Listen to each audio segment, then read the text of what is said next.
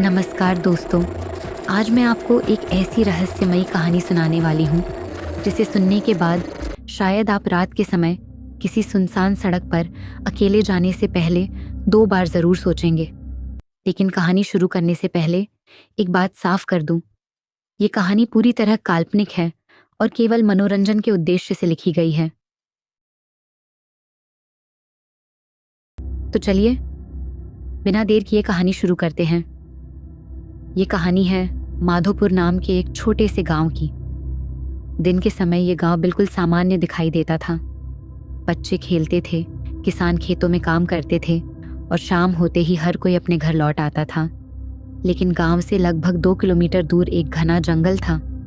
उस जंगल के बीचों बीच एक पुरानी और सुनसान सड़क गुजरती थी।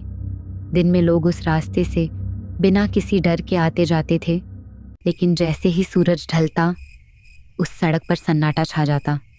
गांव के बुजुर्ग कहते थे कि आधी रात के बाद उस रास्ते पर एक रहस्यमयी साया दिखाई देता है।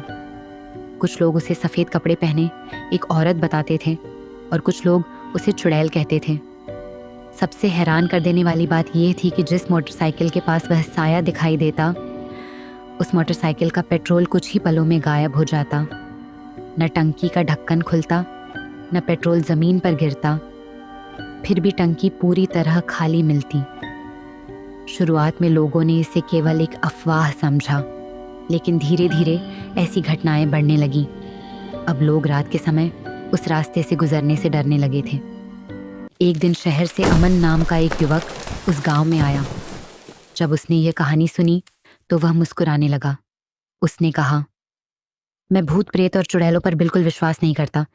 इसके पीछे कोई ना कोई सच्चाई जरूर होगी। गांव के एक बुजुर्ग ने उसे समझाते हुए कहा, बेटा, रात के बाद उस रास्ते पर मत जाना। जो वहां दिखाई देता है उस पर विश्वास करना आसान नहीं होगा। लेकिन अमन ने किसी की बात नहीं मानी। उसने उसी रात उस जंगल वाले रास्ते से जाने का फैसला कर लिया। रात के लगभग 12 बज चुके थे। आसमान काले बादलों से ढका हुआ था। चारों तरफ गहरा सन्नाटा था। अमन ने अपनी मोटरसाइकिल स्टार्ट की और जंगल की ओर चल पड़ा। उसे बिल्कुल भी अंदाजा नहीं था कि अगले कुछ ही मिनटों में उसके साथ ऐसा होने वाला है। रात और भी गहरी होती जा रही थी। अमन की मोटरसाइकिल अब जंगल के बीचों बीच पहुंच चुकी थी। चारों ओर इतना गहरा सन्नाटा था कि केवल मोटरसाइकिल के इंजन की आवाज़ सुनाई दे रही थी।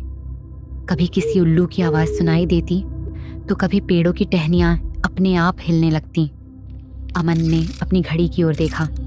रात के ठीक 12:15 हो चुके थे। अचानक उसे महसूस हुआ कि हवा एकदम ठंडी हो गई है। उसके शरीर में सिहरन दौड़ गई। उसने खुद से कहा, शायद यह सिर्फ मेरा भ्रम है। लेकिन अगले ही पल उसकी मोटरसाइकिल हल्के हल्के झटके खाने लगी। अमन ने एक्सेलरेटर बढ़ाया, लेकिन मोटरसाइकिल की रफ्तार और कम हो गई। फिर एक तेज झटका लगा और मोटरसाइकिल पूरी तरह बंद हो गई।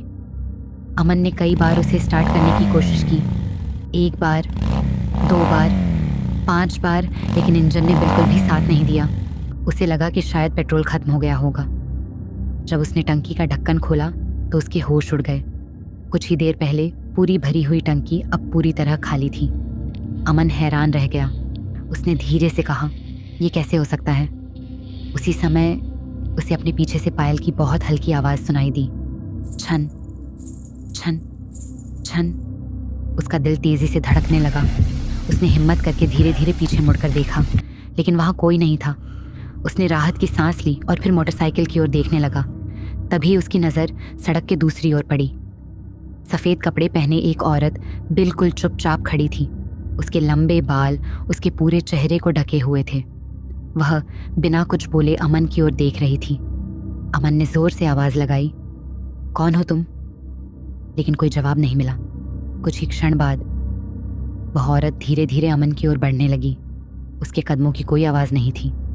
ऐसा लग रहा था मानो वह ज़मीन पर चल नहीं रही, बल्कि हवा में तैर रही हो। अमन का गला सूख गया। उसके पैर जैसे ज़मीन से चिपक गए थे। और फिर वह रहस्यमयी औरत मोटरसाइकिल के बिल्कुल पास आकर रुक गई और धीरे धीरे अपना चेहरा पेट्रोल की टंकी की ओर झुकाने लगी। अमन की सांसें तेज हो चुकी थीं। उसके हाथ कांप रहे थे। वह चाहकर भी अपनी जगह से हिल नहीं पा रहा था। सफेद कपड़ों वाली वह रहस्यमयी औरत अब मोटरसाइकिल की टंकी के बिल्कुल सामने खड़ी थी। कुछ पल तक वह बिना हिले डुले वहीं खड़ी रही। फिर उसने धीरे धीरे अपना सिर झुकाया। अचानक मोटरसाइकिल की टंकी के अंदर से एक अजीब सी आवाज आने लगी। घर घर। अमन की आंखें फटी की फटी रह गईं। टंकी के आसपास कोई भी नहीं था। फिर भी ऐसा लग रहा था जैसे कोई उसके अंदर से पेट्रोल खींच रहा हो। हवा पहले से भी ज्यादा तेज चलने लगी। पेड़ों की टहनियां जोर जोर से हिलने लगीं। अचानक वह औरत सीधी खड़ी हो गई। उसने धीरे धीरे अपना चेहरा अमन की ओर घुमाया, लेकिन उसके लंबे बाल अब भी उसका चेहरा पूरी तरह ढके हुए थे। उसी समय मोटरसाइकिल की हेडलाइट एक बार जली, फिर बुझ गई और फिर दोबारा जल उठी। उस एक पल की रोशनी में अमन को ऐसा लगा जैसे उस औरत के चेहरे पर एक अजीब सी मुस्कान थी। अब उसका डर अपनी सीमा पार कर चुका था। उसने पूरी ताकत से मोटरसाइकिल को धक्का देने की कोशिश की, लेकिन मोटरसाइकिल अपनी जगह से जरा भी नहीं हिली, मानो किसी ने उसे मजबूती से पकड़ रखा हो। तभी वह रहस्यमयी औरत एक कदम और आगे बढ़ी। उसने धीरे धीरे अपना हाथ मोटरसाइकिल की टंकी पर रख दिया। जैसे ही उसका हाथ टंकी से छुआ, अमन को महसूस हुआ कि आसपास का वातावरण और भी ठंडा हो गया है। उसकी धड़कनें इतनी तेज हो चुकी थीं कि उसे अपनी ही सांसों की आवाज़ सुनाई दे रही थी। उसने अपनी आंखें बंद की और पूरी ताकत लगाकर मोटरसाइकिल को एक बार फिर धक्का दिया। इस बार मोटरसाइकिल अचानक आगे सरक गई।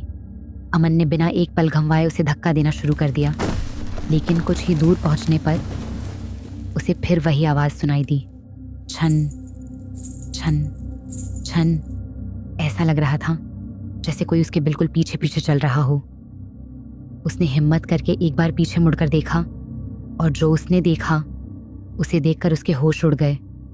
वह रहस्यमयी औरत अब सड़क पर नहीं थी। वह अमन की मोटरसाइकिल के ठीक पीछे खड़ी थी और धीरे धीरे उसकी ओर बढ़ रही थी। क्या अमन वहां से बचकर निकल पाएगा, या फिर वह भी उस रहस्य का हिस्सा बन जाएगा? इसका जवाब मिलेगा कहानी के अंतिम भाग में।